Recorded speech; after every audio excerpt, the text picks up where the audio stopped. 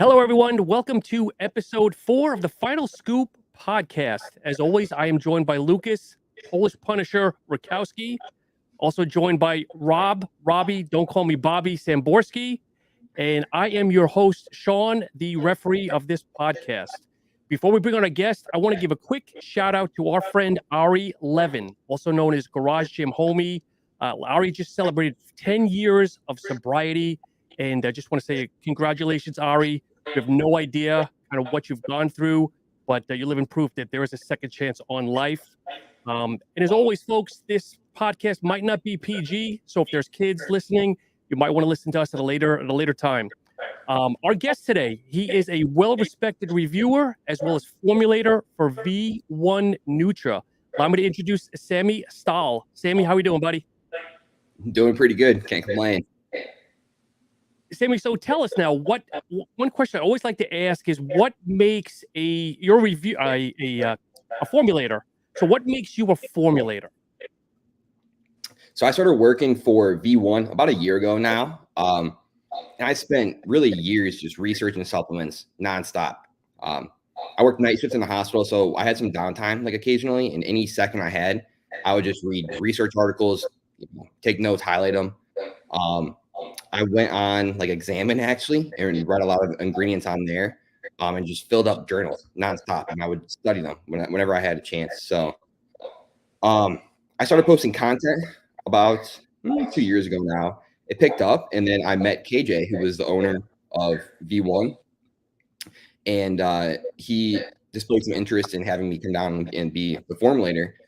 So I ended up in Texas, did that, and now we work side by side with the manufacturer, and him and I kind of like plug the formulas in together, come up with an idea of like what we want, what like type of product we want to make, ingredients we want to include, and then we'll test it. If we like it, then we'll go forward with it, and not we'll make some revisions. But so is it just you and Conlon, or does Conlon have other people part of the company?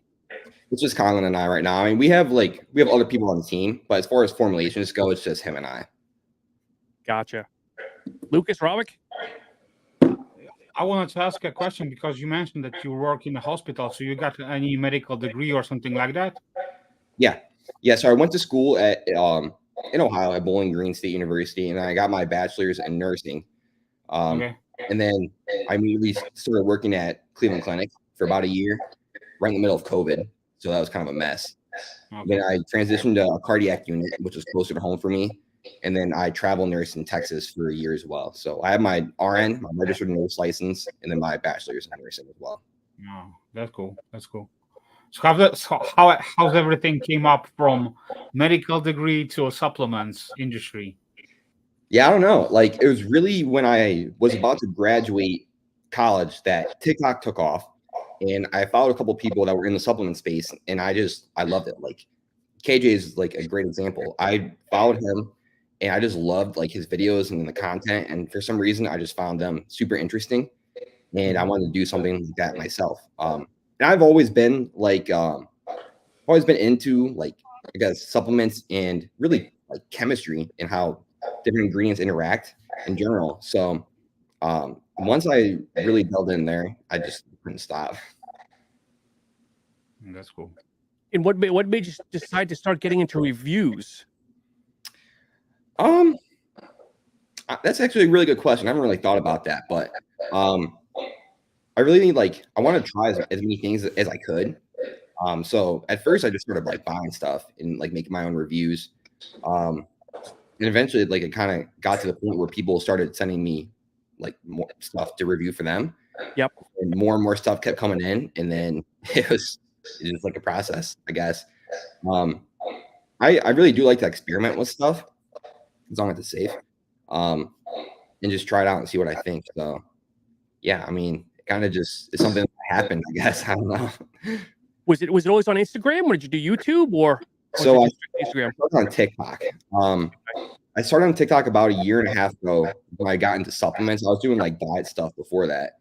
And then really like this last January, almost exactly a year now, is when I started posting on like YouTube Reels and Instagram as well. Yep. And how long did it take you to get down the format? Because I know you're quick, concise, kind of in and out, which is kind of refreshing sometimes. Yeah, it took a while. It's like I look back at my old videos and I'm like, man, those were rough. Like those were not good. But yeah, it's just one of those things like you constantly are just working at and getting better. You see other people do it and you kind of take notes and develop your own style. It probably wasn't until I would say like July of this year, so almost a year after I'd started, that I was really like comfortable speaking in front of a camera, like speaking in front of other people. It takes a long time for sure. Gotcha. Robbie, do you got any questions? I'm listening. I know Sammy more than anyone of this group by now, but I mean, I can only, I seldom give compliments to people, and this guy, in my opinion, and I told him actually that directly 2 days ago, I believe, that he's, a breath of fresh air to this industry, in my opinion, because it's very hard to see. I think it's amazing the fact that he's not from the industry. I think that's the main thing. I think that's what makes him successful, and kind of not copying anyone, kind of like developing his own style. And I think that that's the secret to success. Plus, I consider Sammy a friend, and I think that it's very interesting to talk to him. He's very passionate about the industry, but not driven, I think, by so much personal agenda. I mean, we all want to grow, obviously, we all want to succeed, but he's not, and I can tell you that just talking to him a couple of times one on one, he's not motivated by greed. And I think that that's what sets him apart from everyone else, or majority at least of people, because I don't want to generalize and say that everybody sucks, but most people do suck. Unfortunately, that's the truth. And his way of doing reviews, like Sean pointed out, very, very brief. They very quick. But in that brief moment, I mean, he delivers exactly what people need to hear, more than enough. And nobody wants to hear anyone rambling about bullshit for I don't know, for 10, 15 minutes. And I think he brings something very, very fresh perspective. He's clearly knowledgeable, talking to him about supplements, ingredients. But I also noticed something where I talk to Sammy, he's very open-minded. He's not stubborn where he basically, it's my way or the highway. He'll listen, he learns, he constantly evolves. And even I found out about him only a couple of months ago. And in that short period of time, I noticed he already evolved. His videos are getting better and better and better. And I think that, just when you think that certain things are not as good as they should be, and you need something fresh and you need something exciting and something innovative, I think that's exactly what he brings to the table. Sammy, I had someone question, and I know it's tough sometimes. How are you able to keep bias out of your reviews? It's tough for any reviewer. Yeah, it is hard, especially like being a part of a company. Like I try and just like constantly reorient myself and like focus on the product, the formula, like the ingredients that are in it, and just like really not be biased. I know there's probably some videos I made for V1 that probably favor it a little bit, but as much as I possibly can, I want to support all the brands that I can. Like I'm not naive enough to the point where I think V1 is the only good company out there. There's hundreds of great companies. Like Apollon's a great one. I love all of Apollon's products, and I just want to shine light on the good stuff in the industry as much as I possibly can. And I know, like, I believe in what we do at V1, but I know there's a lot of other good companies out there as well.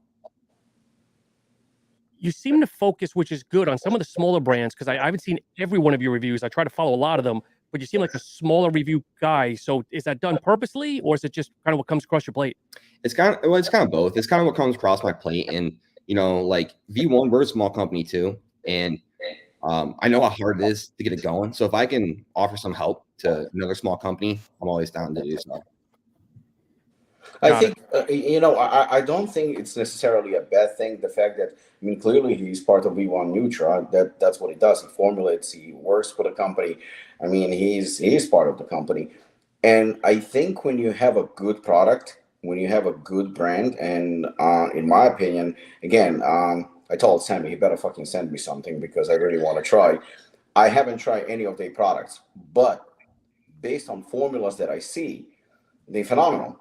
They're absolutely phenomenal. So, if the guy behind the brand kind of is a little bit biased, he should be.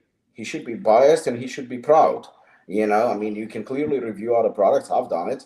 You can review other products, but you know, when you're creating something, how can you hate on your own baby? Or how can you, like, you know, diminish something that you created? Obviously, you put a lot of heart, a lot of soul into it, a lot of thought went into process, into creating a formula. You should be proud of it, and you know, obviously, you want to grow. So, you know, if you owned, I'm not going to name, but if you owned some crappy brand that everybody knows is crap, but doesn't say that it's crap, and all of a sudden you're saying that it's the greatest thing ever, that would be a problem. But to say that V1 Nutra belongs among the very top of the echelon, I think there's nothing wrong with it. So yeah, you shouldn't be uncomfortable about it. And plus, I think based on your reviews, you're balancing it pretty well. Thank you. Yeah, agreed. So we had a couple of other questions here. So Sammy, last couple of episodes, we talked about transparent labels. Okay. And knock on wood, the industry, I mean, when I go back 5 years ago, it was probably 80% prop blend and 20% transparent. Now it's probably the opposite, probably 80-90% transparent.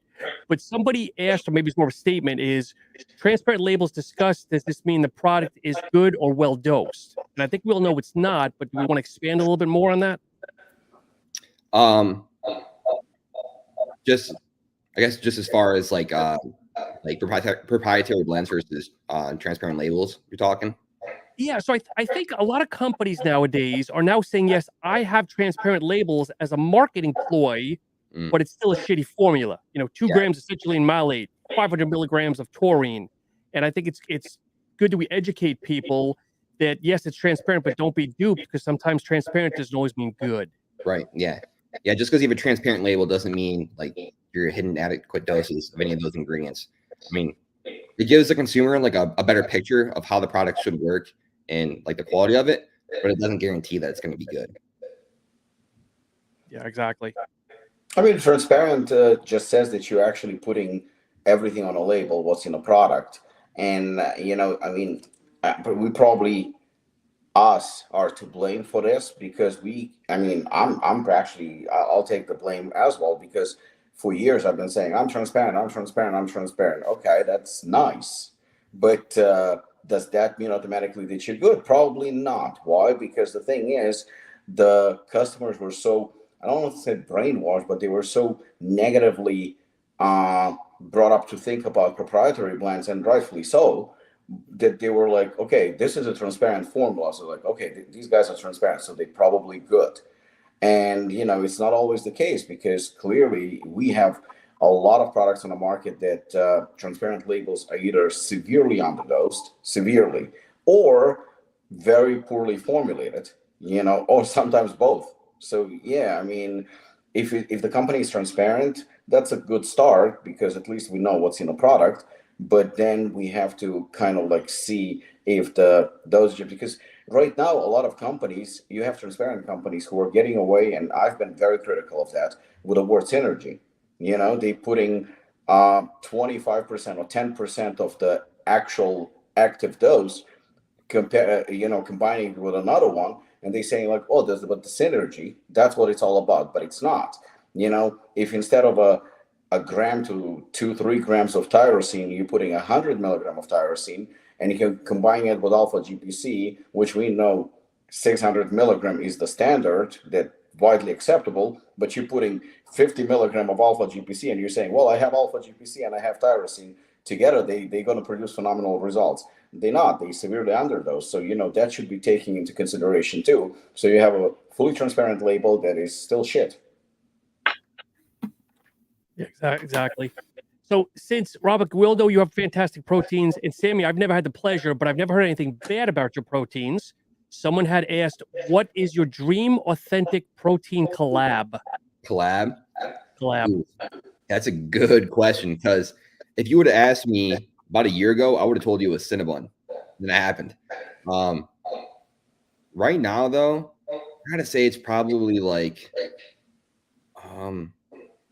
something like Little Debbie, like zebra cakes. I think would be really sweet. Or what's it called? The brownie one, Galaxy Brownie or something like that. Cosmic brownies. I think those would be sweet.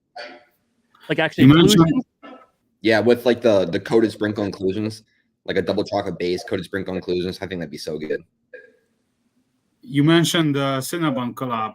What do you think about that? I really liked it. When they initially released it, that was probably my top rated protein that I'd ever tried. Okay.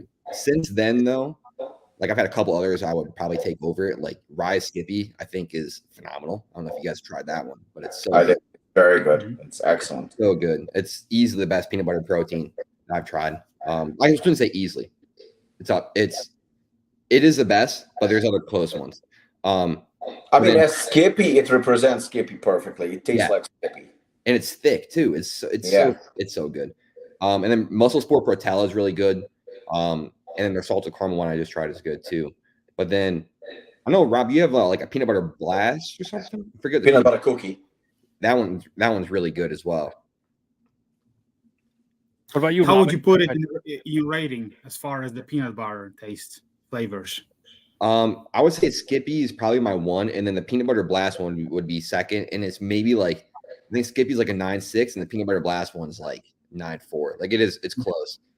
And yeah, I think those are really the only peanut butter ones that I've had. Besides, like I've had generic, like I think Redcon has one, which it's okay. I wanted to ask you a bit different question and just make a different spin, because we know that you are working as a V1 formulator. So I wanted to ask you, what is your inspiration as far as like creating new products, taking inspiration maybe from different industries, or maybe taking inspirations from brands such as like Apollon or somebody else? Yeah. So the biggest thing that we want to do at V1 is just provide a memorable user experience. So when people take V1 products, we want them to know that, hey, like this is a V1 product and it's going to make me feel like a certain way. As far as like inspiration goes, I feel like a lot of it is with flavor. I know this year we're going to be doing a lot of new flavors for our daily pre-workout, and we're going to try and cater the flavors towards like popular like drinks. So like for instance, we have a new one coming out. It's like it's Arctic. It's like a white monster flavor match. Okay. I think we might do a couple others like of that sort. As far as like other companies, I don't really think I'd say that we're really influenced too much by other companies. We kind of do our own thing. Like we really. I like that answer. I was hoping that's what you're gonna say. Yeah, like I honestly, I don't think I've ever formulated a product like based off of what another company is doing. Like I might see an ingredient and like research it, and if I like it, like try it out. But I wouldn't say I ever made a formula based off someone else. Mm-hmm. So honestly, I wanted to hear that kind of answer, because being like a copy paste guy, it's not our thing here. So we like the uniqueness, and basically if someone is original and goes his own route, we appreciate that a lot. Yeah, we really try, and I feel like we already do things our own way. Because we like staying low stem. We really load up like blood flow, endurance, and I'm having a brain fart here. Focus. Okay. Mm-hmm. Well, you see, the thing is that, and I agree. I love that answer. The thing is that, and I said it to another brand owner that I kind of noticed that he enjoys copying sometimes people. And I said to him that, you know what, the brand should have an identity. It should have like a signature move or signature kind of like presentation, so to speak. So like, for example, I'll explain. When you take Apollon products, right, you already know certain things, how they're going to look. You already know what to expect. And when you take a couple of our products, you will see my personal signature on them, because you will see my style. And I have to admit, and commend you on that, when I looked at some of the V1 Nutra formulas, I can see similarities. I can see the trend. I can see, while they are different, you can still see the base. The base remains the same. And I love that originality, that you kind of go, yeah, that's V1 Nutra, that's them. And the same could be said about a company like NutraBio. When you take NutraBio, okay, this is a NutraBio product.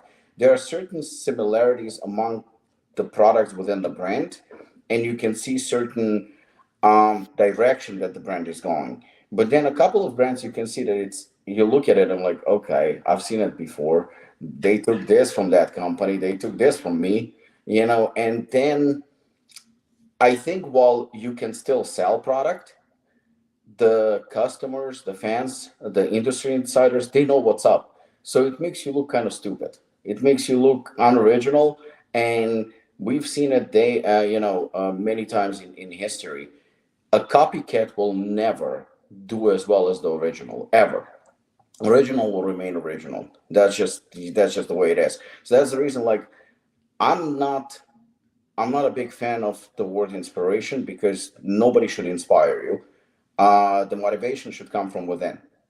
You should inspire yourself. You should create your goals, your vision, and you should go for it. Because the thing is that as Sammy, as V1 Nutra, you can be the best Sammy you can be.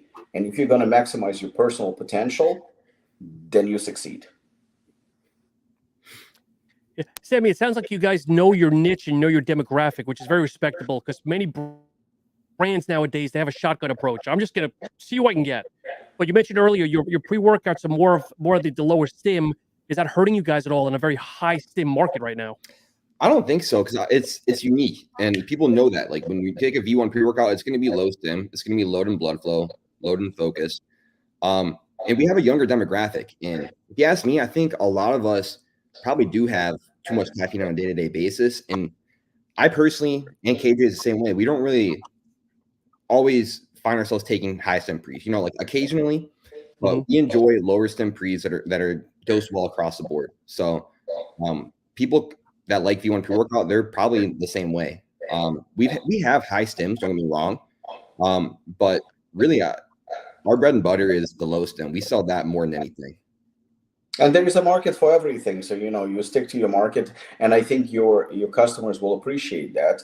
I think that you create that niche market that kind of like can resonate with what you do, and they're going to appreciate the loyalty and staying true to yourself. Because a lot of times we've seen brands that, they're successful in one area, and all of a sudden they completely reformulate, redo things, rebrand, and the end result is not very good. I've seen it with, if I'm not mistaken, Sparta Nutrition. They've done it, and I don't think that they were very, very successful with it. And then there was a couple of other brands where, they were successful. All of a sudden, I think Sparta, if I'm not mistaken, tried to copy. Again, I could be wrong here. I think they tried to copy Ghost, if I'm not mistaken. 2 years ago. Yeah, and it backfired. Number one, everybody in the industry started laughing, criticizing, and the customers didn't pick it up. I mean, they continued to support Ghost, and that's it. Guys, going full circle with protein again. Somebody had asked, I'll bring this in here. What are your thoughts on grass-fed whey protein? Very popular, but pros, cons. Has anybody done any research? I have my 2 cents, which I'll refrain here to see what you guys' thoughts are. Go ahead. I know that I contemplated doing it. I did some research on it, and there is grass-fed whey protein. It definitely does exist, but it's very expensive. If it's really the real deal, it's very expensive. And a lot of products on the market that claim to be grass-fed are very highly questionable if they indeed are grass-fed. It's put it this way: there are people who will always want grass-fed, natural, organic, and I mean that market does exist. And it's cool to cater to each and every market, because that's part of business. But I have nothing against it. I'm not even ruling out that in the future I might do something like that. We have a successful health line, so that would be healthy, I guess. But again, the price is, if you go all the way and you really get all the necessary certifications and you make sure that you get the real deal, the price is substantial. And obviously it's also not very easy to flavor, because somebody who's going to get grass-fed whey will most likely want something like flavored with sweetened with stevia and whatnot, and that's not a very easy task. So to make it both good, healthy, and taste good, it's a challenge and pricey. Okay, you and I'll have to talk offline about that, because I've done enough research on it. And when it comes to meats, yes, grass fed all the way because the vitamins and minerals and the omega-3s are in the fat. How much fat is in a typical whey protein?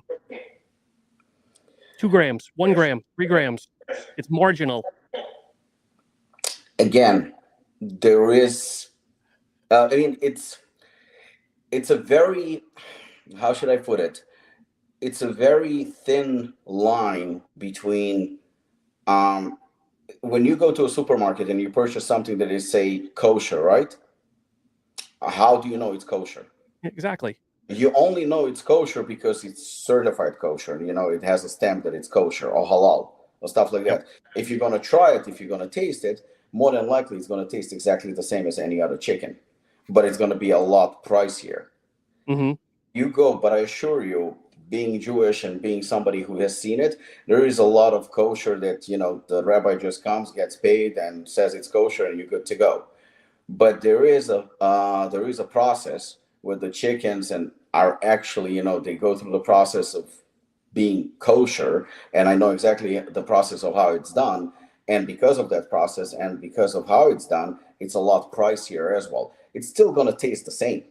It's still going to be the same amount of protein, exactly the same. You know, it's going to be the same calories. But this is not about whether it's the same, and we could argue about this all day long. It's not about whether it's the same or it's not the same. There are just people who expect certain things. It's one of those, you know, it's a market. The same thing when I used to live in Israel, you had Coca-Cola during Passover, where it would have a stamp kosher for Passover. It's a fucking Coca-Cola. There is nothing kosher or not kosher about it. It's exactly the same thing. But I assure you that the customer will not pick up Coca-Cola on Passover if it doesn't have a stamp that it is. So part of it obviously is marketing, but there are customers, and as a businessman, if you want to do business, it's part of the research. It's something that you have to do. Okay. Fair enough. Agree to disagree. All right, we got another question here. What is everyone's thoughts on Raw winning Price Plow Brand of the Year? Sami, take this over. What do you think? His face, I think, answered it. I We're mean, open, Sammy. Go ahead. We're open dialogue here. yeah, I'm not gonna lie. Like, I followed some of Raw's products. I don't know like their whole lineup. Like, I've tried their Savage Pre. I really like it. But I haven't really tried anything else from them. I know they have. I've heard good things about their protein. I've also heard not so great things about their protein. And I guess I don't really know too much else like on their products. I know, like, I've looked at some of their formulas. Like, they have like a raw pump. I think there might be 2 of them actually, and it's decent. But yeah, I can't really talk too much on it. I guess I'm not like 100% familiar with everything they have. Okay, fair enough. And so I'll put you on the spot here, Sammy. What are your thoughts on the different channels giving awards to different companies? I don't really like it. I don't know. Like, I don't think a company should assign it to someone. If they should let their audience vote. I'm not sure exactly how Price Plow works. I'm pretty sure Stack does a vote, if I'm not mistaken. But yeah, I don't know. I'm not too. I'd rather not do awards. I'm being honest. I think there's a lot of animosity in it. I'm just gonna add to what Sammy said. I think that again, I agree with him. I agree with him wholeheartedly. You're gonna be surprised by my answer. I had 0 problems with Rob winning. Well, Okay. not winning, being awarded. That's the. I think winning and being awarded are 2 different things, especially in this space. I had 0 problems with it. I kind of rethought the whole process and reconsidered it, and I agree with Sammy. I think brand of the year. Well, it's nice to be acknowledged. I mean, I think if Sammy had brand of the year, you know, just for example, his channel, he decided to go with brand of the year. Other than giving it to V1 Nutra, if he gave it to V1 Nutra, yeah, I'd have a problem with it, you know, because V1 Nutra should not be part of, you know, a competition, because obviously that would be ridiculous. But if he had it, I would be okay, because the guy reviews a lot of different brands, and whatever brands he reviewed, if he decided to award somebody and it's not sponsored or paid for, and he would actually have to explain why. I think it's very, very important to explain why, if it's honest. If he said, well, based on this, that, and that, I decided to award this company, and this is my personal award for them, I would have no problem. Would it be anything prestigious? Probably not. It would be an acknowledgement from a review company, review channel, and I think that would be cool. Would it carry any substantial weight? Probably not. If you did it, Sean, likewise, exactly the same thing. It's fine. But when you have channels that are generating substantial amount of cash when they do content for different people, I think it's a joke. I mean, obviously it's a joke. It's obviously unfair. But saying that, why not Raw? I mean, if it's so biased and everybody does whatever's best for their business and for their interest, we all know how Price Plow operates. We all know how those platforms operate. Nobody is surprised and everybody takes it with a grain of salt. And if that company that either provided sponsorship or any other means, was awarded an award, everybody knows what's up. And I don't think it's a big deal. Nobody's getting hurt. I'm not hurt by it. I was the one who was attacking Price Plow a lot, rightfully so. But at the same time, lately I kind of rethought the whole process. I don't think anything they've done is not wrong. I think they decided to give it to Raw for whatever reason. And, whether them or Ryan decide to award somebody, no, not award. Yeah, award somebody because it's not winning. I think it's their choice. They're running a business. Everybody knows that they're running a business. Just like, V1 Nutra is a business and they want to succeed and they obviously want to sell more products, and so do we. And for me to judge, I'm not going to judge. If Raw won or awarded, congratulations to them. And I have absolutely zero problem with that. In fact, this is something that should be expected within the industry and nobody should really pay attention to it. Fair enough. So then going back to something similar, why are brands like NutraBio, Jim, Apollon, and we'll throw V1 in there, don't get as much hype as Raw and Ghost? Is it because of the money, the marketing going behind it? Absolutely. I mean, NutraBio and Jim obviously are bigger than Apollon, but still don't generate as much hype as Raw and Ghost. That's big money. I mean, those are companies that can invest a lot of money into marketing. They have a lot of investors. They have a lot of that. They get, and obviously, the younger generation as well. So they're going to create more hype. I mean, don't forget, Apollon is owned by I'm 49. Mark is, I don't know, 95 or something. And Jim Stepani looks like he's 150. So, it's we have a smaller audience. We have that who buys our products, people that actually read labels, people that actually listen to somebody like Sammy, people that actually want the best. I mean, look at Lamborghini and Ferraris. You don't see them a lot on the road, but you see a lot of Honda Civics, and that's normal. I don't think anything wrong with that, but obviously we don't have as much as exposure. We can generate, we can grow. Sammy said just now, V1 Nutra is a smaller company too, because it's owned by, I think KJ is the only owner, right? I mean, that's pretty much it. And Sammy's probably has a piece or something like that, but he works very closely. But the whole company is run by two guys. They're doing a great job, but in terms of growing internationally and making it a multi-million-dollar business, I mean, you really have to pump a lot of money.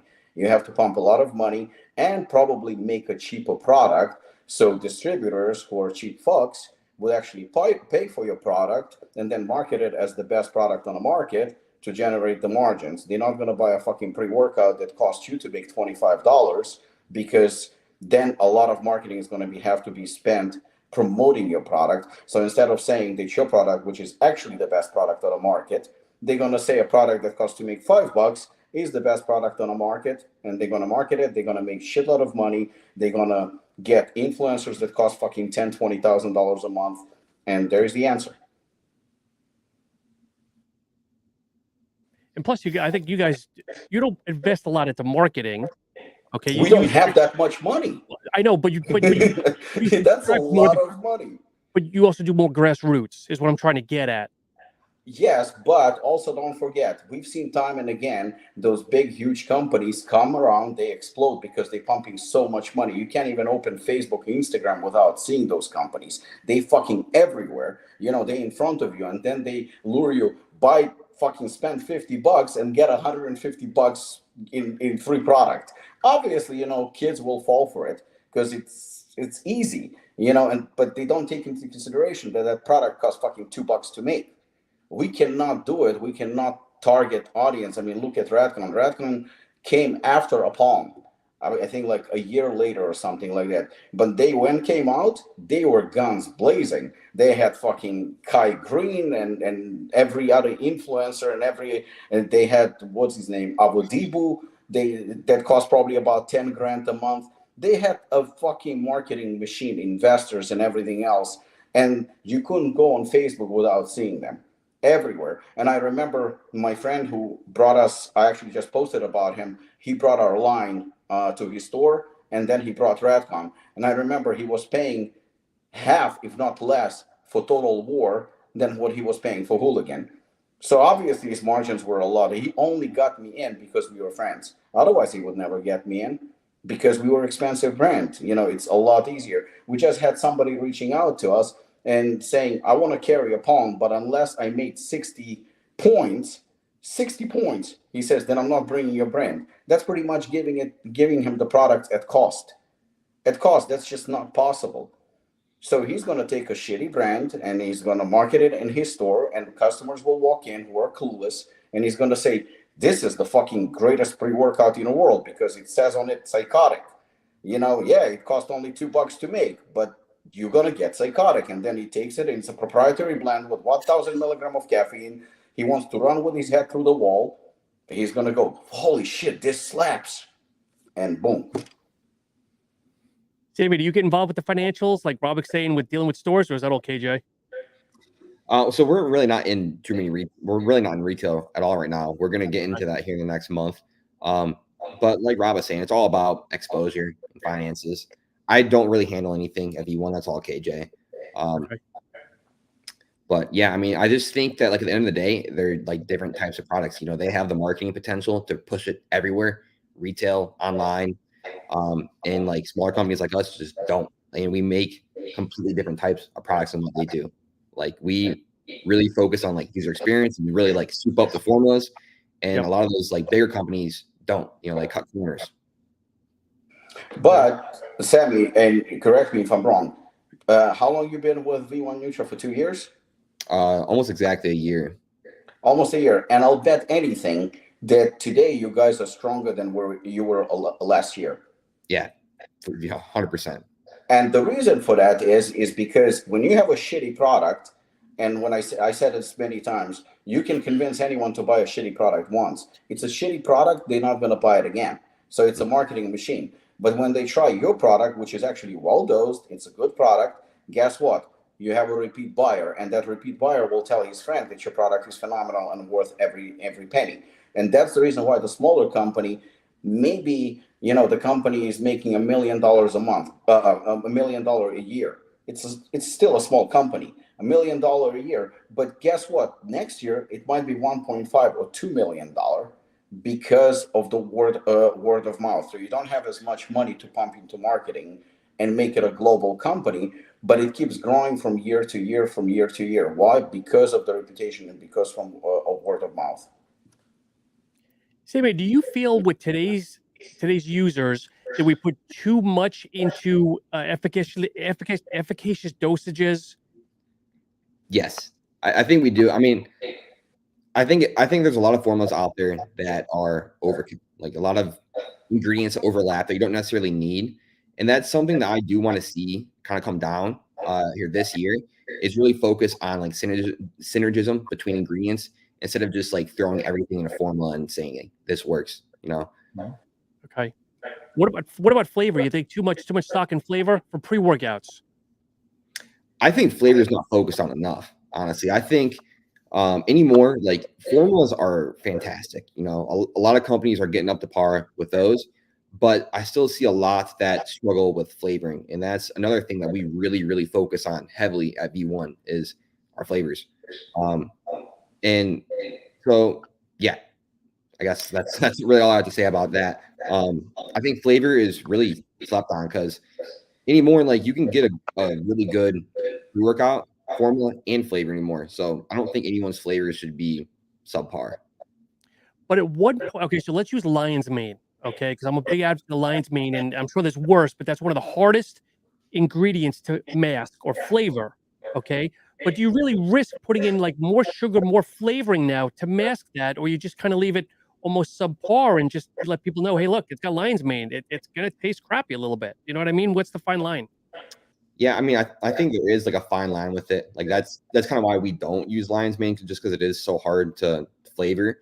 And it really depends. Like if the ingredient has good research behind it and still is hard to flavor, then maybe it's worth substituting it a little bit. Right. Like for instance, like I want like Dynamite and an extra. I heard are awful tasting, but I've read the studies on them and I like it. So that's something I do want to work with here in the future. But then again, like you can't have a ton of ingredients that all taste like shit because then you're not gonna be able to flavor it at all. So there's like a fine line. You're like you have to know what ingredients, how they taste, work together, and kind of like piece them in ingredient by ingredient that way. So it's definitely challenging. You can't just throw everything in a formula that you want to. I know some companies do that. And I know like I've heard at least that the flavors were awful. I haven't tried them for myself, but yeah. Like, how do you like to build your formulas as far as the overall thing from the flavor profile up to the formula itself? what do we focus on? Yes. So, I mean, we always make like heavy in blood flow focus, low stim for the most part. And then another thing that we focus on is flavor. Obviously, I know I talked about that. And texture is another thing that I don't see a lot of people talk about, but that's like the number one reason that we got rid of glycerol in all of our products. You know, it clumped up. It was gritty when people drank it and they didn't like it. So we substitute for relatively similar ingredients like betaine and taurine instead. And then I guess those are like the major things that we really focus on. Okay. The flavor is one of the major aspects that you put most attention to as far as like preparing the final product, right? I would say ingredients first and then flavor. Okay. And like we've intentionally left out some ingredients that we used in the past just because it was so hard to flavor. Like we used nitrox in the past as well, which foamed up, made it like a weird color and made it gritty as well. And I know we used some other plant-based extracts that were just hard to flavor or like the texture just fell off of them. So we've kind of tried to cut those out and just make a better experience in general. I'm asking all these questions as far as the flavor and the formula, just because I'm noticing this trend, that more and more brands nowadays are like watering their formulas, and instead of like putting quality ingredients to their products, they're just like, masking shit up by just like, flavor it up to, up to the highest highs, make them like energy drinks, and the formulas doesn't perform at all. So you need to have this balance right at the same time, but from what I can see, more and more companies are just like smashing the formulas by just like making scoops for like 4 or 5 grams max, and the the other like 5 grams are flavorings or other additives. Yeah. I think that it's a good point about flavoring. I think it depends on the brand. It's largely depends on the brand, and the reason for that is for example, I think about 2 years ago, we had Assassin that tasted pretty bad. I would say pretty bad. It had lion's mane. It had a lot of things, but with Assassin, with a crowd that goes after Assassin, I mean, obviously, when you have 7, 8, 9 stimulants, and they so highly dosed because that's the market and that's what they expect from the product, it's not going to taste phenomenal. It's pretty much a guarantee. I mean, the current Assassin tastes okay. in comparison to what it used to be. It's still not great, but if you take Lionheart tastes good. But if you take Assassin tastes, I would give it a B minus to C. But the thing is that I remember there was this kid at the gym who was using a C-bomb pre-workout, and he said that it's delicious. It's absolutely delicious. But he stopped using it because, like Lucas said, it just didn't perform like Assassin that he was used to, and his preference was something hard-hitting. So I tried C4 many times, and I think C4 tastes absolutely phenomenal. But again, it depends on the market. So for younger generation, for kids, it's very, very important for it to taste very good. And again, we're selling products to customers, so you have to wait for their feedback. On the other hand, the Assassin that we just did, that does taste okay. Like I said, it tastes okay. Justin Supplement Snoop said that he was very disappointed that it tastes good. He said, I'm used to it not tasting good. I'm used to it because it made me even question if it's good enough. But I think it depends on the pre-workout, and it depends on your target market. If your target market is younger generation and somebody who wants a lower stim product, then yeah, it's possible to flavor. The synergy is very, very important. I still firmly believe that it has to be properly dosed, because if you're making a dish, and every time you see a recipe for a dish, it says 200 grams of potatoes and 100 grams of this and 200 grams of that. It's important because that's what makes the dish what it is.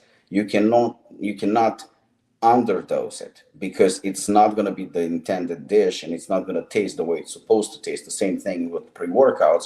They're not going to perform 100 milligram, like I said, of alpha GPC is not going to perform like 600 milligram of alpha GPC. Or, there is a reason why when you go on and you do research on any of the websites, it always says the recommended dose, or a clinical dose, or a typical dose, the effective dose, whatever you want to call it. And it has a range of 200 to 500, or 500 to 1,000.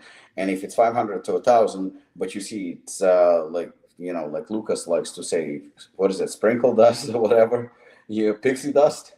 Pixie dust. Yeah, when you see pixie dust and it has literally, okay, look, it's on the label because it's a fully transparent label, but it's shit because it's underdosed. At the same time, what Sammy said about the fact that they throw in a kitchen sink can be thrown. There are some formulas that are fucking a laundry list of ingredients, but it's the synergy, yes. How the ingredients grouped for focus, for energy, for pump. It's very important. Like, for example, Robert Chinetsky is probably one of the best formulators and minds that I know in the supplement industry. The guy is a walking encyclopedia, and he will always fucking hit you with different studies. And he's not going to go about anecdotal reports. He's going to go with the legit stuff. And he actually presented me something that I really enjoyed reading, and it made perfect sense, because I don't understand why supplement brands putting more than 4 grams of citrulline with nitrosamine, 1,500 milligram. He says essentially they complement each other, but once you put 6-8 grams of citrulline and you put 1,500 milligram of nitrosamine, it's completely unnecessary. But if you do citrulline, say, with vasodrive, or citrulline with nitrates, it's completely different. There is a great ingredient, Selflo 6, which I really, really like. Try to flavor it. It's a fucking bitch. Great ingredient, absolutely phenomenal. But we used it in Bloody Hooligan because we combined Bloody Hell with Hooligan, and we had to use it. And we went through nightmare, an absolute nightmare. It tastes decent, but it was an absolute nightmare to find a flavor that would work with it. We had bare knuckle. Bare knuckle had lion's mane. And, like Sammy said, you can remove a certain ingredient. There is almost a guarantee that there is a replacement for a certain ingredient. We removed lion's mane, and we removed it, and we replaced it with cognatic. And it's great. It's a phenomenal ingredient, and it improved the taste by a lot. So, bare knuckle, if I may say so myself, it tastes actually pretty good. The reason is because there is no lion's mane, and there are no ingredients that would affect the taste. But I do think that Well, for me personally, I think pre-workout is something that you down as a shot and you're good to go. Unfortunately, Sammy is right. The customers do care about the taste. So at least, even if we don't succeed 100%, we have to put an effort into trying and flavoring it to the best of our abilities. And we have to try to maybe replace some of the ingredients with ingredients that are not as nasty, or maybe change the flavors, or change the formula, or change the approach, because you can go, especially you can have that hardcore market, which is a very, very tiny market of people who don't really give a shit about flavors, and they will take anything as long as it performs. But it's a small market, and if you want to grow your business, I learned it the hard way. Flavors are important, as much as I hate saying it, but unfortunately it's part of the business, and the texture is important. And it's just, maybe we willing to drink anything. That's the reason why I said it doesn't matter what we think. It's important what our customers think. And if we don't listen to them and say fuck flavors, we're not going to get very far. Like, But I think, good, Sammy. like for instance, we had about a year and a half ago released V1 Ultimate, like the massive pre-workout tub that we created. And it was a good formula. Like on paper, it was great. It hit in every way. One of the best pre-workouts that like I had taken out. And this was actually released before I was even with V1. But it also was very gritty. It had like a candy taste to it as well.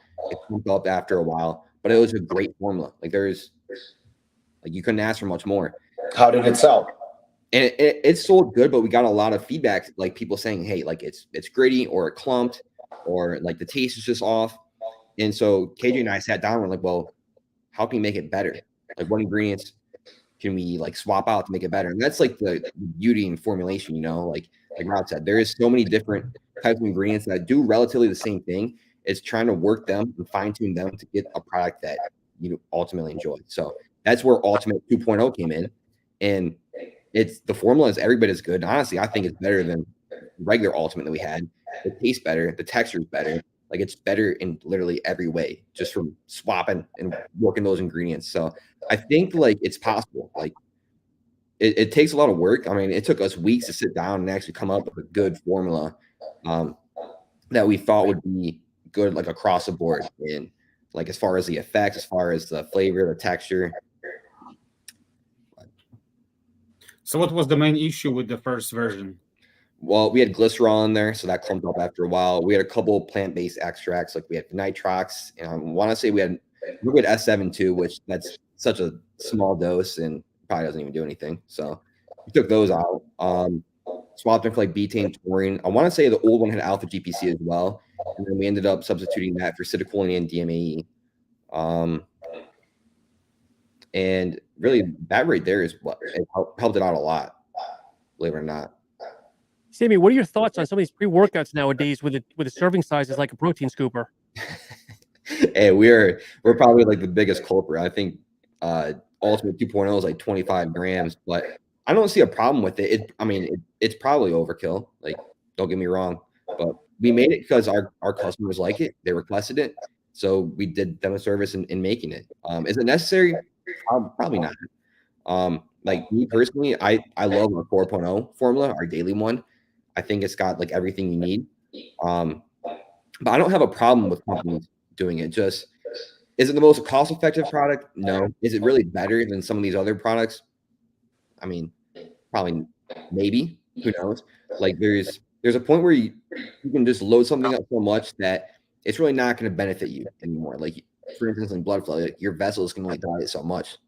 Like. Yeah. Well, because it sounds like you're scientific about it. We know Robic's very scientific about it, but I think with some brands, it's more of just a bragging thing. Well, I've got 10 grams of citrulline in mine this week, and I've got 6.4 of beta-alanine, making that 35-gram scoop. Where again, do you really need 6.4 of beta-alanine? Do you really need 10, 12, 13 of citrulline? It's almost a dick swinging contest. Well, I think that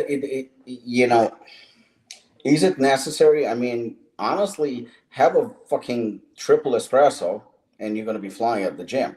So you don't really need anything. it's not about the need, it's about the want. And if the customer wants it, then the customer wants it. If there is a market for it, I mean, there is a reason why pre-workouts are so big. And every fucking company has like 25 pre-workouts. There is a demand, and as long as there is demand, you have to fulfill. I mean, I think we can't forget the fact that we are running businesses, and if we're running businesses, we have to cater to the consumer. I mean, if you think about it, citrulline, right? Citrulline is good anywhere between 3-4 grams to 10 grams, right? So say if you're using 10 grams, there is nothing wrong with 10 grams. 10 grams will provide results. It's a solid dose. It's impressive dose, and some people want that dose. That's 10 grams altogether. That's it. All at once, you just have 10 grams. Some pre-workouts are like 5-6 grams. You have 10 grams of one ingredient. You throw on top of it either acetylcholine or alpha GPC. That's another 500-600 milligram that you have in there. Tyrosine anywhere between 1 to 3 grams. Now you have almost 15. So it's not that difficult to get close to 20 grams. And then you have the flavoring system. Boom, you're at 22, 25 grams. And is it overkill? Not at all. I mean, it's not overkill.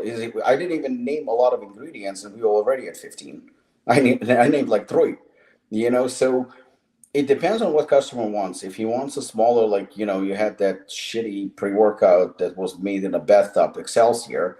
I believe that one was like either 4 or 5 gram scoop in a proprietary blend, and everybody was high from it because you didn't know what's inside. So if that's what you want, and it was selling for like fucking $70 or $80 and cost $2 to make, it depends on what you want. But it's what bothers me mostly is when it's done just for the sake of, let me throw some shit into it. Like being transparent and in honesty. Like, for example, take Morphogen. Morphogen is one of my favorite companies.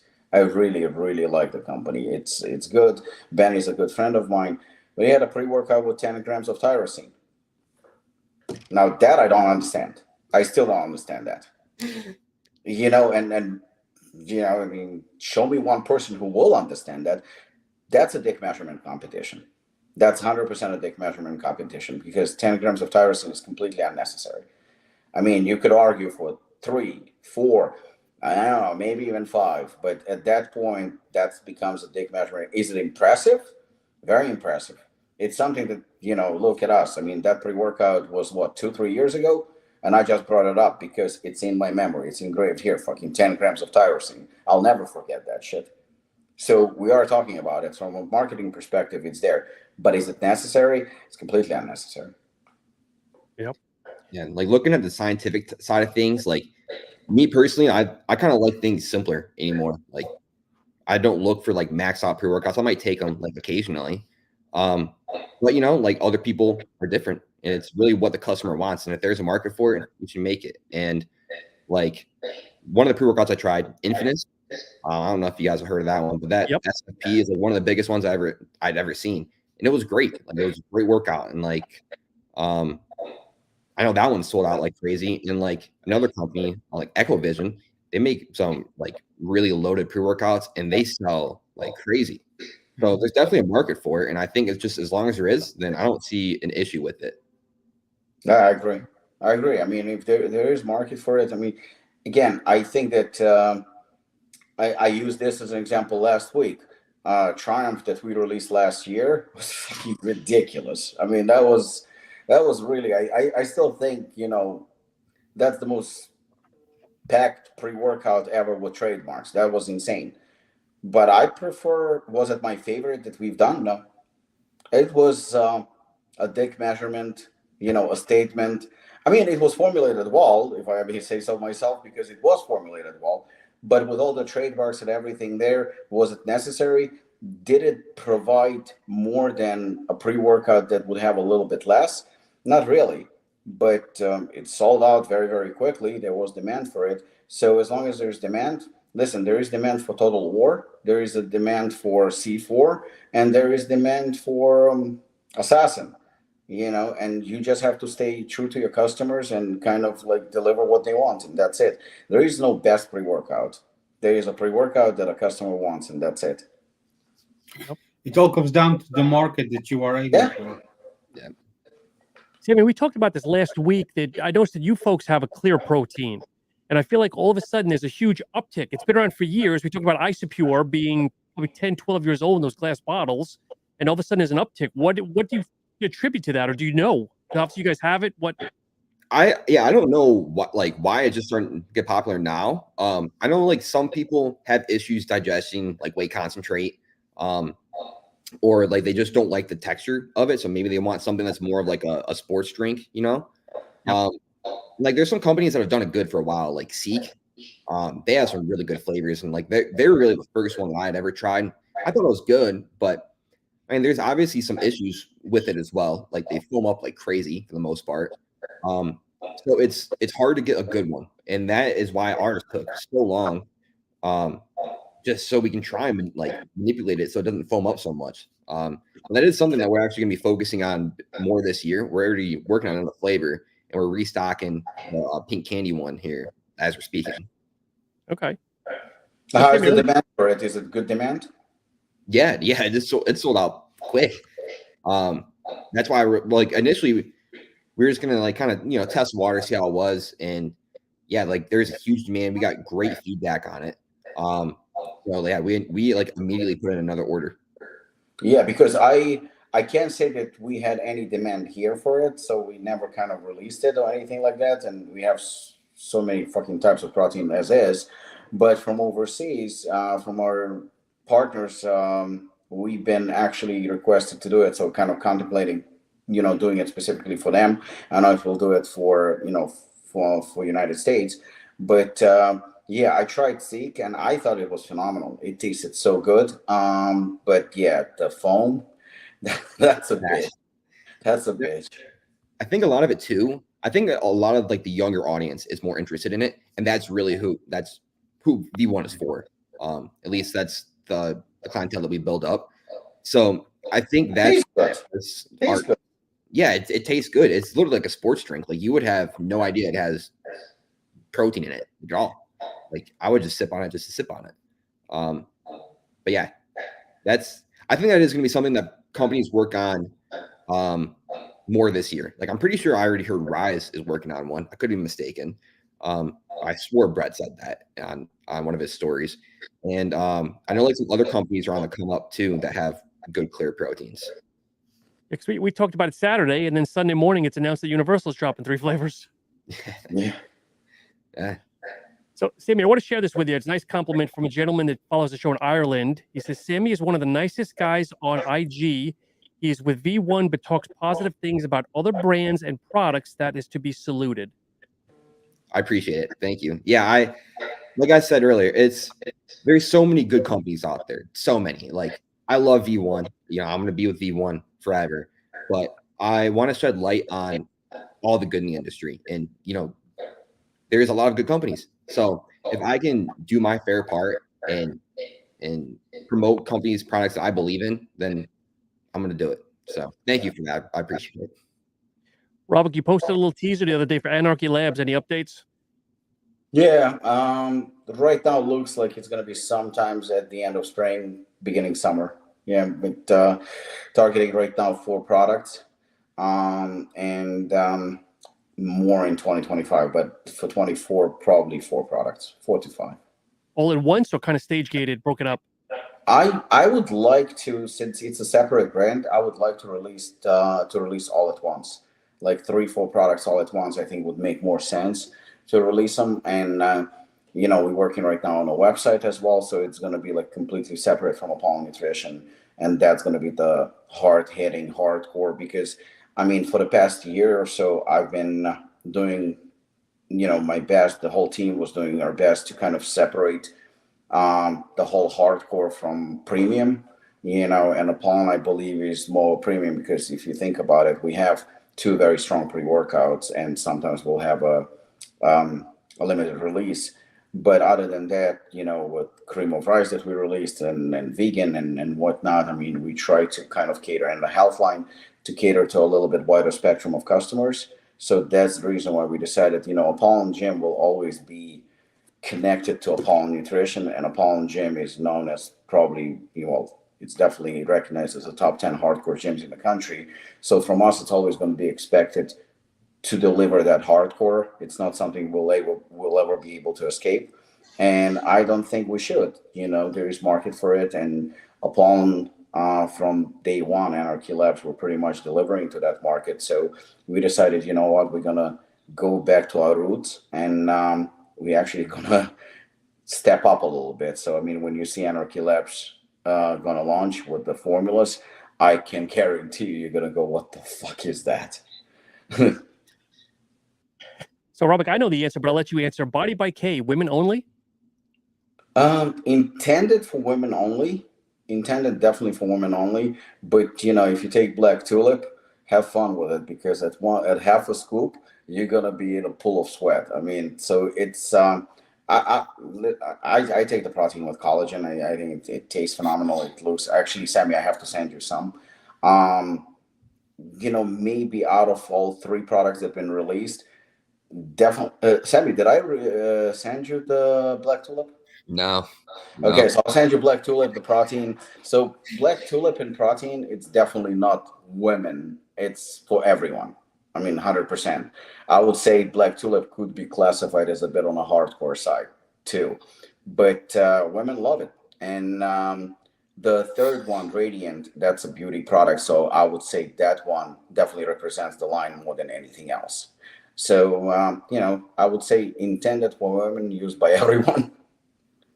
But I feel your Black Tulip, you toned it down a little bit from the original. I feel the caffeine is half, maybe, Robic, give or take. So Black Tulip was released 2 years ago or 3 years ago, and the only difference, because of the flower and everything else, and it was named after a very popular French movie from the 60s. We had Carolina on the label, and people really liked it. But we even called it Black Tulip Assassin. So it had the ingredients from Assassin in terms of a pre-workout, but it also had fat-burning ingredients in it. Very, very spicy. I mean, it was definitely performing, but it was a little bit confusing to people in terms of, you have a beautiful woman on a label, but at the same time, when you take it, you fucking want to go to the moon, because it's ridiculously strong. So it wasn't it wasn't among the most popular products that we had. It had more of a cult following. So people that were buying it, all the time.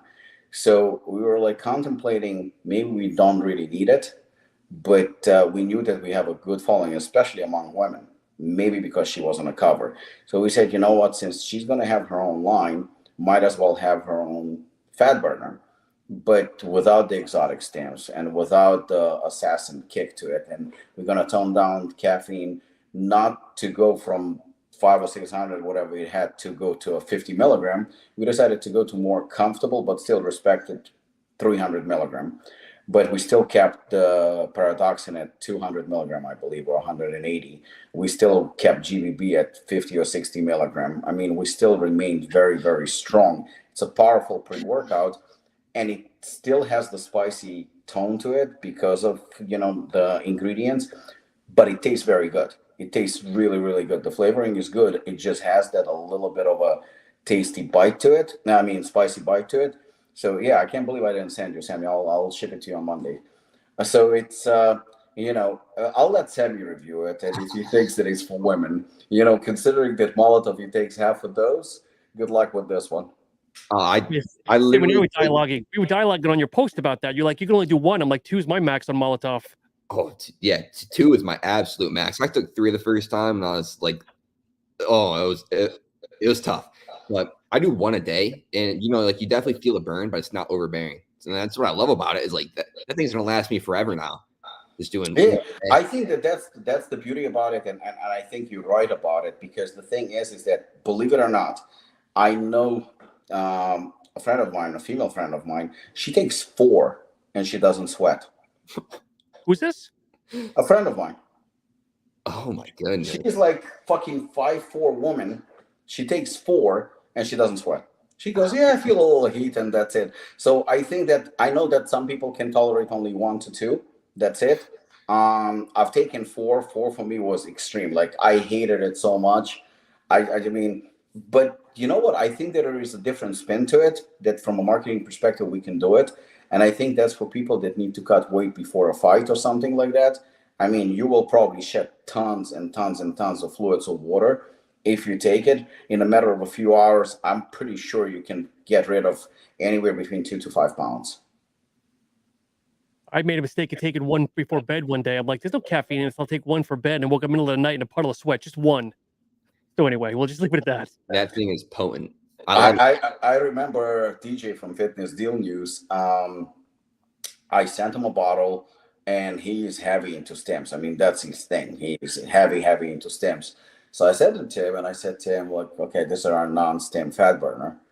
And he texted me, and he goes to me, can we talk? I was like, yeah, sure. So he calls me. He goes, I'm not going to say it on air. He says, but is there anything illegal in this?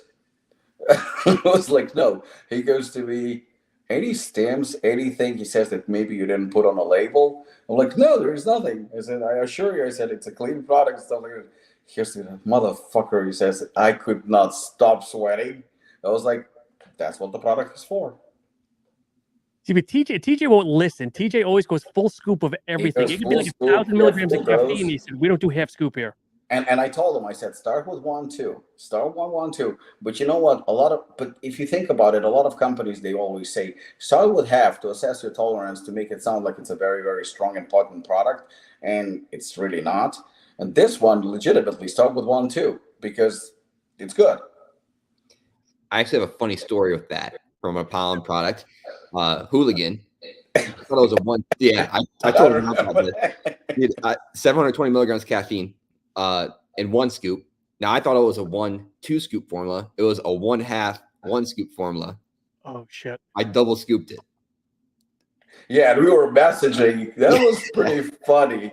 Yeah, he says, and he posted. He goes, I took 2 scoops. I was like, I wanted to comment, but not again. Sammy's a friend, so I was like, dumbass.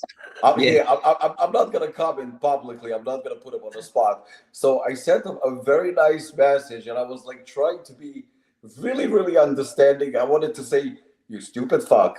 But I was like, no, let me be nice about it. I was like, well, Sammy, this is half scoop and 1 scoop. And he goes, yeah, I definitely took 2 scoops. Yeah.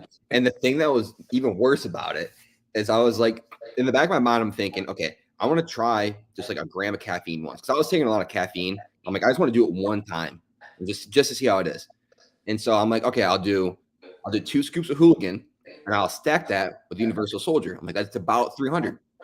So I took 2 scoops Hooligan on top of Universal Soldier. Dude, did you like paint your house? Did you go for a 30-mile run? What? That's Lucas's night formula. Yeah. No, I literally was in the gym, and it wasn't like, I'm not gonna lie, it wasn't awful, but like I definitely had a caffeine crash, and I'm like, man, this is like kind of bad. Like I've never had a crash before. And then I like really thought about it, and yeah, I texted Rob, and I'm like, found out that I actually took like 1,700 milligrams of caffeine. Hey Sammy, just advice: if you ever overdosed on caffeine, smash a massive dose of taurine. That will help. Taurine? Yeah. Noted. Robic, do you remember when TJ did Dusk Till Dawn? He double scooped that, and the GABA hit him so hard, he thought he was having a heart attack. Yeah. Yeah, he you hyperventilate when you take a big dose of GABA. Yeah. Yeah. He called me the same thing. He goes to me, I don't feel too good on your sleep formula. I'm like, why? I said, it's from Dusk Till Dawn. I said, it's amazing. Everybody loves it. He goes to me, no, man, I don't feel good. I was like, what do you mean you don't feel good? I said, there's nothing wrong with it. And I was very defensive because, like, what the fuck? He goes to me, yeah, I took a full dose of 2 scoops. He says, I don't feel too good. I'm like, what? He took fucking 10 milligram of fucking melatonin and 6,000 milligram of GABA. And what, like 2,000 is Ilaria? Yeah. Yeah. Surprised he woke up the next day. Yeah, I was like, I'm surprised he woke up. Guys, we have a question for the group here from gentleman Joe Burrell. Thank you, Joe, for the question. Would be interested to hear the group's take on the drop culture or limited releases that the industry seems to be moving towards. Do you all think companies are hurting their full-time products? Well, Robic, you just dropped fuck mediocre for a limited edition. Maybe you want to use that as a reference. So good question. I mean, yes and no. I think limited release definitely is something very, very exciting and something that people like. Collaboration, limited releases, and I think it helps to hype up. I think it helps to bring awareness, and especially if it's something outrageously done or something, a little bit outside the box. And I think it's great, especially if it's something creative. Uh, can it hurt? Yes. I mean, obviously, you're gonna, for a smaller company, we typically order, 2, 3, 5,000 units of flavor or something like that. That's a small company level. So if it's gonna be a limited release, typically, I think 2 to 3,000 to 4,000, I think is enough. It's more than enough, and you obviously don't restock unless it's something very unique. Because we released Night Night Fatty, right? So Night Night Fatty, it's a combination of basically a great fat burner, and it's also a combination of a sleep formula, which is essentially from dusk to dawn. So when people saw that, our sales of from dusk to dawn definitely slowed down, without a doubt. But only for a period of time that you have the limited release, which is to be expected. But guess what? Once Night Night Fatty is sold out, people appreciate the formula that you have for sleep formula, so they're gonna buy from dusk to dawn because that's the only option they have. So I don't think it's necessarily bad. I think it's good. I mean, maybe Sammy thinks differently, but I think it brings attention to the company and creates a bit of a hype, a little bit of diversity, and a little bit of innovation. So it's cool if it's done in moderation. If you release it every other week, then it is kind of stupid. No, I feel the exact same way. Like you can definitely overdo it, but as long as it has like its intended purpose, and it's unique in its own way, then I think it's worth it. And I don't think I can actually say like name anything that I like any drop culture product that I've seen that I've been like, oh dude, that was a waste. Like I think for the most part, like they're pretty good. Like Panda, for instance. I love Panda. I've always been a big fan of them. But they do a bunch of like collaborations. Like they did one with Apollon, they did one with Black Market, Black Magic. I feel like I'm missing one too. But all of those are very successful and they're all limited. And it kind of creates hype around it. Like, hey, I got to get this now, or I'm never gonna get it again. Like, I'm never gonna get to try it out. And I don't know how their sales were like other products when they dropped it, but I can only imagine that those products created a lot of hype around. And if anything, they probably brought more customers than they initially would have if they had not done it. So, but yeah, and I know there's brands that do stuff like for the holidays. Like they have a Christmas something, an eggnog protein or Jingle Juice. Another brand I know does a Jingle Juice at Christmas, so that's like a reoccurring limited edition. So in that those cases I think are nice too. Yeah, I mean we do something similar for Halloween. We do like Slaughter Punch. But really, other than that, I can't think of anything else that we really do like recurring drops on. But Slaughter Punch always sells out, like, So, okay. Robic Double Impact coming back? Someone is questioning. Yeah, that one's been requested for the past 2 years. Yeah, so Double Impact was always a combination of Hooligan and Assassin. So we released Assassin only a couple of months ago. The new Hooligan is going to be released summertime sometimes. We don't have the exact date yet. So after Hooligan is released, a few months later, we're looking probably more towards the end of the year, or we'll bring Double Impact for a limited release. Yeah. So I don't know if you remember, but Assassin and Hooligan, the Double Impact, that was basically our like collaboration between like the Final Scoop and Apollon. Yeah, that was it. That's how it started. That's how it all started. It's how it all started basically at the group chat when we chatted between me, Shane, Robic, and Robert back in the days. And this also involved to a massive collaboration that helped the breast cancer awareness, which helped also my mom. So that was something awesome. We actually have the Final Scoop logo on a container. Yeah. As a matter of fact, I still got the original top. It's not open yet, and it's with your autograph. You know what the funny thing is? I think that because I expected when Double Impact is going to come out, I think your mom, and I mean, ironically, thank God she survived and she's doing well. But I think her cancer helped the product, and I'll explain why.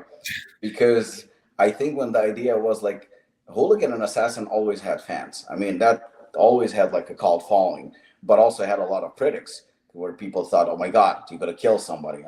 So we had like all these fucking experts criticizing us. So I thought like we should creating Hooligan and Assassin together. I think that, oh my God, I'm gonna have fucking target on my ass. Everybody's gonna go and fucking crucify me.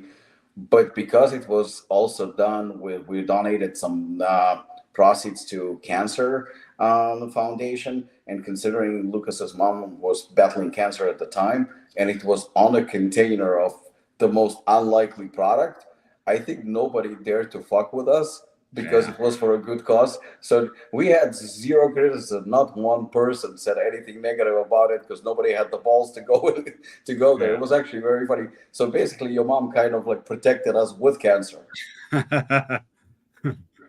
Yeah, man. Sammy, somebody had asked, do you ever do negative reviews? Not really. It depends. So as far as like pre-workouts go, no. Like anymore, like if someone reaches out to me and asks me to review a product, I'm gonna get the SFP before I even consider it. And if it's something that I think would be good, then they can send it and I'll try it out. If I like it, I'll make a review. But if not, like I try to avoid doing negative reviews. Like I just won't do it. I gotta not post something bad and like dog on a company, and as opposed to posting like a good review, So like I know like I've definitely gotten some hate for that. People are like, oh, you say everything's good. And it's because like I choose products that I truly think are good. Now when it comes to like protein bars though, taste is so subjective, texture too.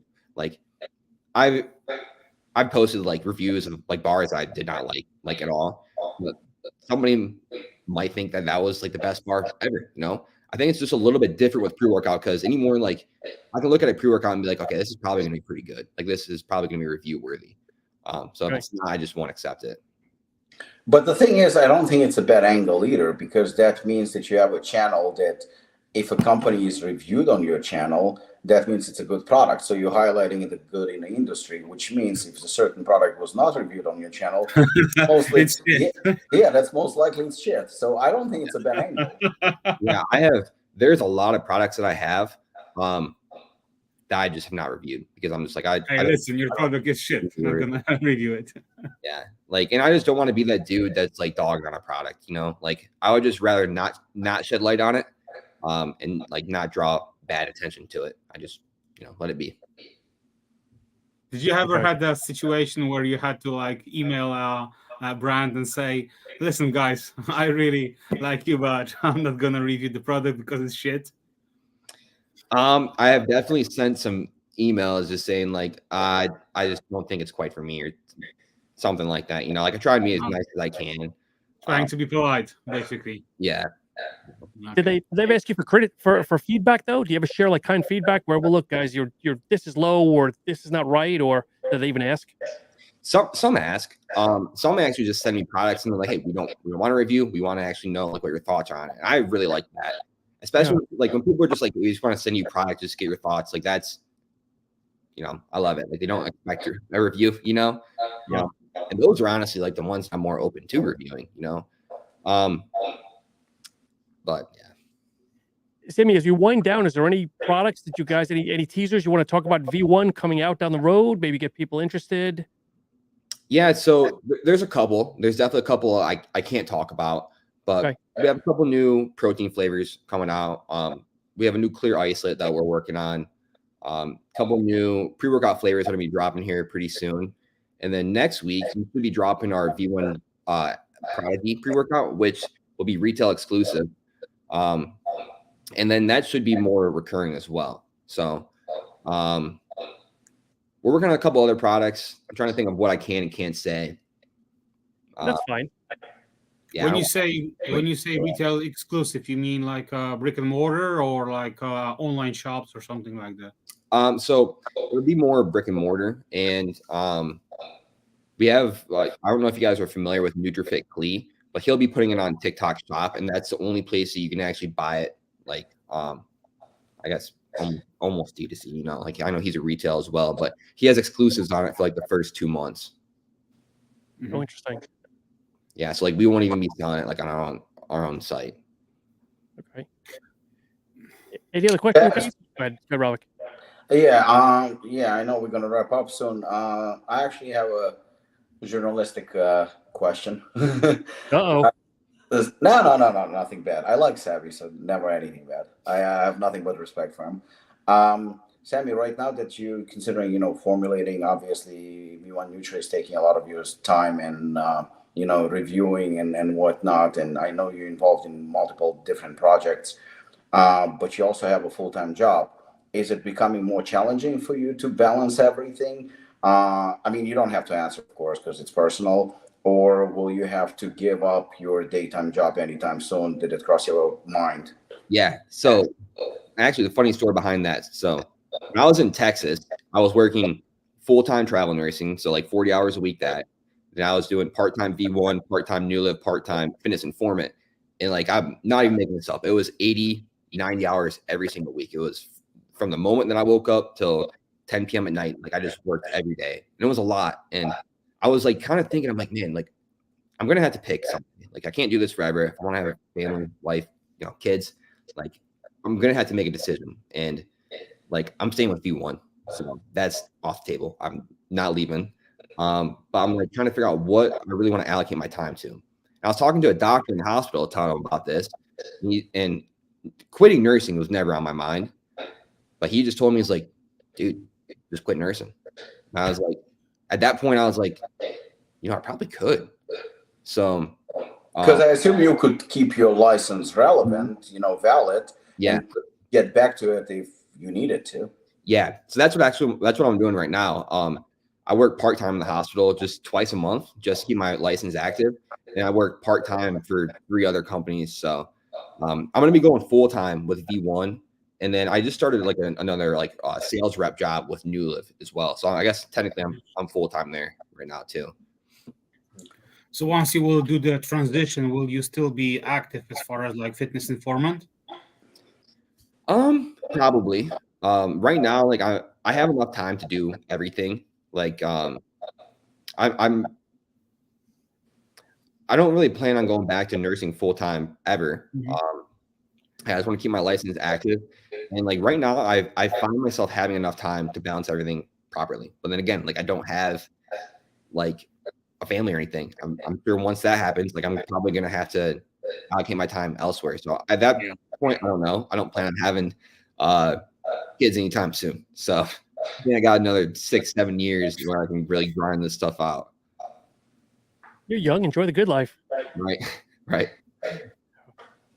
You guys, anything else? Otherwise, we'll let everybody get back to their day. I think we could.